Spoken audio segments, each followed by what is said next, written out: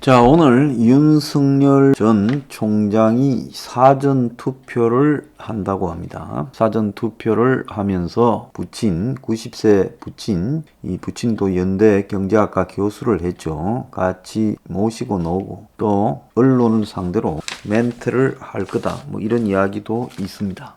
오늘 나온 여론조사를 보면 대선 주자 SBS 조사에서 윤석열 28.3, 이재명 22.2, 이낙연 10.8이 나왔습니다. 자, 그럼 여전히 1위가 되고 있는데요. 자, 이제 그 윤석열에 대한 지지가 상당히 좀 안정적으로 고착되고 있다라는 느낌이 듭니다. 과거에는 지지가 이렇게 좀 늘뛰기 시작했죠. 자, 동아일보 조사에서는 윤석열 31.2 그리고 이재명 25.7이 나온 걸로 지금 나오고 있습니다. 그래서 이 동아일보 조사에서는 윤석열이 조금 더 나왔어요. 리서치의 조사인데 거기서는 이낙연이 9.3, 안철수 4.7 이래 나오고 있습니다. 윤석열 동기들이요, 위인전을 준비 중이다라는 웃고픈 이야기가 들려왔어요. 지금 윤석열이 사전투표한다는 것과 때를 맞추었어요. 그래서 이 친구들, 서울대 법대 79학번 동기들이 윤의 삶과 철학을 담을 책을 준비 중인 지필 작가를 돕고 있다. 총장 시절 검찰총장으로 정권과 갈등, 그리고 유년 시절의 일화, 강골 검사, 인간적인 면모 등을 부각시킬 거라고 합니다. 자, 이 책은 윤석열 위인전을 만든다. 요즘 시대에 이것이 좀 맞는 이야기냐? 누가 윤석열을 뒤에서 코디네이터 하고 있는지 모르지만은 남이 만드는 윤석열 위인전, 남이 친구라도 어떻게 세세하게 다 합니까? 일부만 알지요. 그래서 위인전이라는 거는 그 사람이 살다가 업적을 남기고 죽고 난 다음에 그 사람의 모든 일생에 관여했던 사람들과 업적 등을 모아서 남이 쓰는 게 위인전이고, 살아있는 사람이 대선에 나간다고 위인전을 쓴다는 것은 대체로 자기가 위인전 작가에게 자기 일생을 갖다가 불러줘서 작가가 뻥 튀겨서 대필 작가죠. 이 입으로 구술하는 거를 글로 적어서 미화시키는 거. 그것이 살아있는 사람이 선거 나갈 때 쓰는 자기 자서전이죠.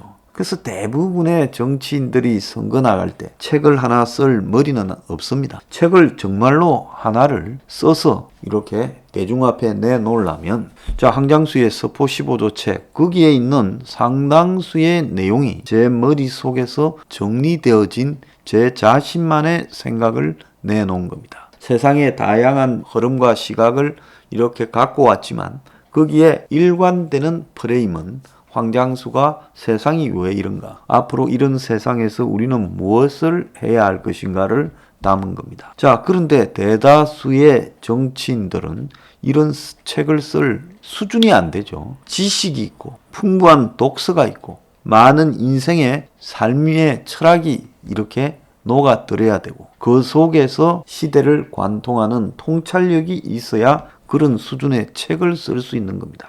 근데 윤이 위인전을 내겠다라는 부분은, 근데 본인은 집필 과정에 참여하지 않고 윤에게 사진 등 자료 제공이 요청이 왔지만은 받아들이지 않았다. 남이 자기 위인전을 내는 것을 정상적인 대권주자라면 너 하지마, 이렇게 해야 되는 거 아닙니까? 어떻게 윤은 사람을 만나서 기사를 내는 것도 자기가 말하지 않고 만난 사람이 내거나 기자가 어떻게 알고 이걸 터뜨리고, 그리고 기자하고 인터뷰하면 전화 인터뷰만 하고, 그러다가 오늘은 이제 모처럼 검찰총장에서 물러나서 근 한 달 만에 공개 행보가 사전 투표라는 겁니다. 이런 부분에 대해서 솔직히 저는 직선적으로 이야기하겠습니다. 좀 유치하다는 겁니다. 위인전을 만든다. 나하고는 관계없다. 나하고 관계없는 위인전은 소설이죠. 그렇지 않습니까? 자기하고 관계없는 위인전을 남이 쓴다면 몬쓰게 해야 되지 않습니까? 네가 어떻게 나를 아냐? 나도 나를 잘 모르는데, 저도 저를 잘 몰라요. 근데 남이 어떻게 황장수를 알겠습니까? 마찬가지로 윤도 이런 부분에서 좀 겸허해져야 된다. 저는 그렇게 생각합니다. 그래서 기본적으로 대한민국에 정치하러 가는 고위직을 거친 총리했거나 감사원장을 했거나 검찰총장을 했거나 이런 사람이 정치를 할 때는 대체로 이런 모양으로 가야 된다. 딱 반기문 위인전 놓은 거하고 비슷하잖아요. 반기문이가 위인전이 한국에서 강남 아줌마들한테 수십만 부, 수백만 부 팔렸다고 말들이 돌아다녔는데 그렇다고 반기문이가 한국의 대통령이 됐습니까? 개망신당하고 2주 만에 아웃되고 그 가족 주변에 온갖 좋지 않은 말들이 떠돌고 결국은 어떻게 됐어요? 지금도 정치판의 세력에 이용당하고 있다는 소문들이 떠돌고 있습니다. 그러니까 위인전을 백날 써봤자 자기 인생이 위인전을 감당할 만큼 되지 않으면요. 위인전 쓴다고 대통령 되는 거 아니고 위인전 쓴다고 위인이 되는 게 아닙니다.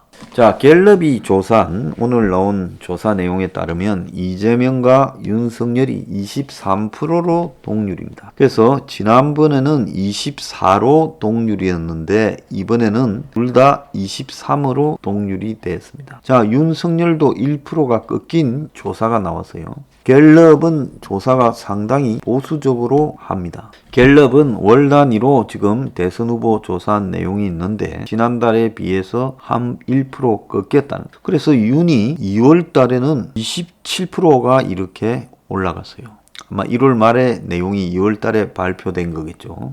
지금은 윤이 23까지 내려왔다. 자, 이 부분은 윤의 지지율이 몇 가지 실수만 나오면 다시 처지게 되고 한번 처지게 되면 윤은 이제는 대선 주자로서 나왔고 문정권하고 지금 티격태격 싸울 일도 없기 때문에 다시 올라가기는 어려울 수 있다는 걸 본인이 유념해야 될 겁니다. 오늘 만약에 사전투표에서 정치적 발언을 한다 이런 말들도 돌아다니고 있어요. 이게 돌아다니고 있다라고 말하는 것 자체가 잘못된 겁니다. 윤이 오늘 사전 투표를 하고 그 다음에 나와서 기자들한테 분명하게 짧은 이런 기자들과의 간담회를 하겠다. 내지는 대담을 하겠다. 내지는 입장을 밝히겠다. 이렇게 예고를 해야지. 지금도 그냥 윤이 사전 투표를 한다라는 것만 되어 있고 설들이 윤이 기자들한테 자기 입장을 밝힐지도 모른다라는 말만 돌아다니고 있다는 거죠. 윤의 이런 불친절한 정치 그리고 지인이 하는 위인전 이런 행보들을 하는 것이 윤석열의 정치가 솔직히 말하면 좋은 느낌이 아니다라는 겁니다. 자, 동아일보에서 이제 윤석열이 31.2, 이재명 25.7이 나왔는데요. 이 조사에 대한 세부적인 내용이 좀 있습니다. 그래서 그 내용에 보면 윤이 대선 출마한 데는 45.9가 찬성, 반대가 36, 60대 이상에서 47.3, 대구 경북에서 38.9, 전업주부에서 41.5로 지지율이 높았습니다. 자, 이걸 보면 윤을 지지하는 계층의 핵심은 보수 지지라는 것이 핵심이라는 게 나오죠. 자, 서울에서 윤의 지지율이 36.2고 중도층에서 윤의 지지율이 33.6이라는 겁니다. 자, SBS 조사에서는 윤석열이 28.3, 이재명이 22.2가 나왔는데요. 여기에 보면 정치 성향으로 윤석열 지지층이 보면 보수층에서는 45.6이 윤석열을 지지하고 진보층에서는 37.3이 이재명을 지지하고 중도층에서는 윤석열이 29.1, 이재명 24.1이라는 겁니다. 그리고 윤석열이 어디 가서 정치해야 되냐라는 질문에 제1야당에 합류해야 된다가 37.6으로 제일 많았다는 거예요. 그래서 한마디로 윤석열에 대한 지지의 핵심은 대구, 경북 60대 이상 또 전업주부 보수층이라는 겁니다. 그럼 윤석열은 보수층의 표를 받고 메시지는 아리까리하게 하고 문하고 이상한 사인을 주고받으면 되겠습니까? 안 되겠습니까? 오늘 윤석열은 사전투표에서 분명하고 확실한 소리를 기자 앞에 해야 된다. 지난번처럼 성추행 같은 소리, 성범죄 같은 소리 하지 말길 바란다. 그렇게 하지 않으면요, 보수층에서 윤의 지지가 언제까지 본인이 따놓은 당상이 될 수 없다는 걸 분명히 밝힙니다.